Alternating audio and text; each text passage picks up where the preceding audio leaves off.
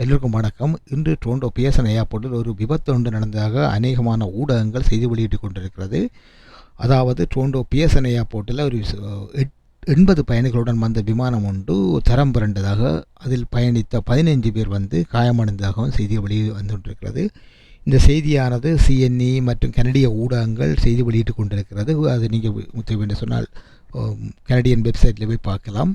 அதாவது அமெரிக்காவில் மினிபர்ஸ் என்ற இடத்திலிருந்து டொரண்டோ பியர்சன் ஏர்போர்ட் நோக்கி வந்த பிளைட் தான் இப்படி தரம் புரண்டு விபத்துக்குள்ளானதாக சொல்லப்படுகிறது.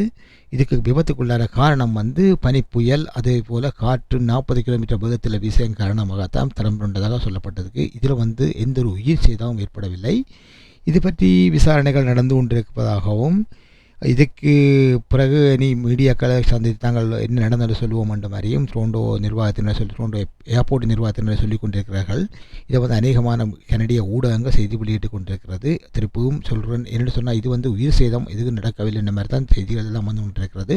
இதில் 15 பேர் காயப்பட்டதாகவும், தீயணைப்பு வீரர்கள், அதாவது டொரண்டோ தீயணைப்பு வீரர்கள் துரிதமாக செயல்பட்டு இதெல்லாம் கட்டுப்பாட்டுக்கு கொண்டு வந்ததாகவும் சொல்லப்படுகிறது. இது இன்றைய செய்திகள். இப்போது செய்தியாக ட்ரெண்டிங் ஆகிக்கொண்டிருக்கும் செய்தி தான் இந்த செய்தி. சரி, இந்த செய்தியை பற்றி நீங்கள் ஏதாவது அறிந்திருந்தால் கமெண்டில் போடுங்க. மறக்காமல் இதே போல் மற்றொரு வீடியோவில் சந்திப்போம். அது வரைக்கும் நன்றி, வணக்கம்.